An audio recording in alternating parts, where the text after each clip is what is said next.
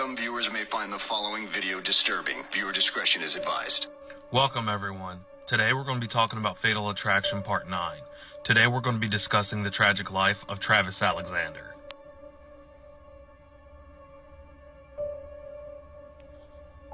On June 2nd, Jody would call ex-boyfriend Daryl Brewer and ask to borrow a couple gas cans to go on a prepaid legal conference trip in Utah.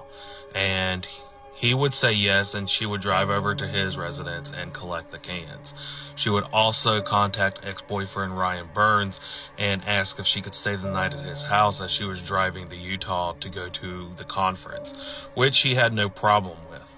After doing this, she would go to a car rental agency in Bedding, California, and rent a white car. And on the 4th, on the way to Utah, Jody would actually stop at a retail store and actually purchase another gas can, so she would have 3 in total. And on June 4th, Jody would make the trip to Utah, but would make a slight detour to Mesa, Arizona. And Jody would drive right up to Travis Alexander's house where she would begin knocking on the door. Travis would open the door and Jody would walk inside, and the two would go straight to the bedroom and lay down to rest. After the two would wake up, the two would begin having sex and begin taking pictures of having sex in the bedroom. And after they would finish, Travis would get up out of the bed and begin going to the shower where he was bathing. And while he was taking a shower, Jody would also take several other photos of Travis Alexander while he was bathing in the shower. And Travis can be seen making multiple different poses for Jody. I think the most gut-wrenching thing about this entire scenario at this point is Travis probably had no idea what Jody's intentions were. After this time, Jody would go back in the bedroom and grab the knife and gun that she had brought with her on the trip, and she would begin murdering Travis Alexander. After she was finished, she would quickly run outside to her white car and throw the gun and the bloody knife in the back seat. She would also go and try to put on the license plates on her car. A little quick ad is before going to Mesa, Arizona, she would stop at a area and switch out the rental car company's license plate and switch it out with another license plate, and would do this so that no one would actually identify her faster. But when she went to go put the original license plates on, she would be in such a rush that she would actually put them on upside down. She would quickly discard the gun and the knife, and to this day neither murder weapon has been recovered. And her cleanup job in the car was just as good as her cleanup job in the house, because the rental car company would make a note or a violation about her Kool-Aid stains in the back seat of the car. Jody would, after putting the license plates on, would then drive to Utah, where she would arrive at Ryan Burns' house a day later. And Ryan Burns would later say that upon getting to her place, the two would have sex, and would later say that she initiated it. And she would attend this prepaid legal conference in Utah as if nothing had ever happened. And as I said before, the rental car company would make a note about Jody's Kool-Aid stains that were in the back seat of the car. And they would actually do a pretty stellar job cleaning up all of the DNA evidence. But regardless if they had cleaned up all of the DNA evidence in the car, the police had more than enough substantial evidence to charge Jodi Arias with premeditated murder, which they would do on July 15th, 2008. The police would bring Jody in for interrogation when they arrested her on July 15th. And this interrogation video would be just as infamous as she was, as the police would leave the room, and while they had left Jody alone, she would begin acting extremely strange. She did not act like someone that was being charged with murder. She would sit in her chair and begin by playing with her hair and smiling and laughing and putting makeup on her face. She would then get up from the chair and begin doing yoga poses and stances, and even going as far to doing a complete headstand in the room while the police were watching her on the other side. And after she was done with her little exercise excursion, she would get back in the chair and begin laughing and singing Christmas and camp songs. The police knew what was going on upon entering this interrogation room, and Jody was completely confident that she was not going to be charged with this murder.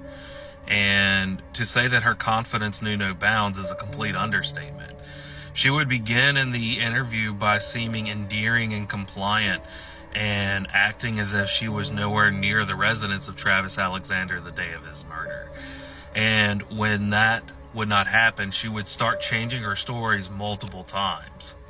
At first, Jody would stick to her original story and say that she was on her way to Utah for the prepaid legal conference, and would say that she had gotten lost on the way and forgot where she was and was trying to retrace her steps, and would not get back to her boyfriend's or ex-boyfriend's house until 20 hours later.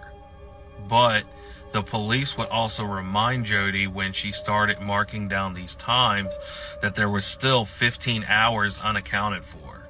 At this point, the police would actually hold up a map and ask Jody, where exactly were you when you got lost? And Jody would actually start pointing out various places on the map that she was driving, to which the police would actually tell her that those spots were actually cell phone towers. And the only way you can get to those exact locations is if you were actually traveling by airplane, not by car. Because it's no way to reach these areas by a car because there's no road there. The police would then ask Jody, well, if you were completely lost, why didn't you call someone for help? And why did you turn your phone off? And Jody would respond and say that she had not turned her phone off, but her phone had died while she had gotten lost, and she had completely forgotten about the fact that she had her charger in the back seat, but had not noticed her charger in the back seat until the next following day when she would find it and turn her phone back on. And the police would ask the very common sense question, well, if your charger was lost and you couldn't find it, why didn't you stop at a gas station to purchase another one? Now, also keep in mind, while they are questioning Jody, even though Jody does not realize it, the police had already had all of the photograph footage of Jody Arias from the murder of Travis Alexander. So they would begin questioning her about why her DNA was showing up at the crime scene photos, to which she could only say she had been at the house so much that that's why it was there.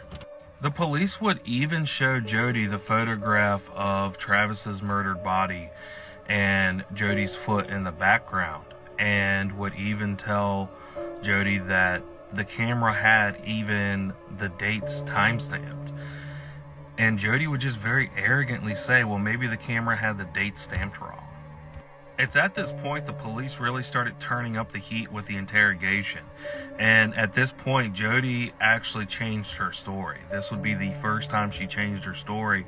And she would start telling the police that she had in fact been with Travis Alexander, and that he was a very angry, abusive man. And when she started taking pictures of them having sex, and would take pictures of him in the shower because he was such a private person, Travis would get extremely angry with her and tell her, "I'll kill you, you bitch." When that story did not come to fruition, Jody would then change her story again and would say that two masked men would actually break into Travis's home and begin attacking Travis, and would tell Jody to not interfere because they were only there for Travis, to which she would actually run out of the house and run directly into the car, speeding off and almost hitting two kids in the process. And she would say that she did not report this crime because she did not want the masked men coming after her because she was a witness. However, by the time that news stations were taking interviews of Jody Arias, her story would change again from two masked men killing Travis to two ninjas killing Travis. She would later tell on the news station that no jury is going to convict me because everyone knows I'm innocent. Travis knew, God knew, that two monsters killed him. I did not kill Travis Alexander.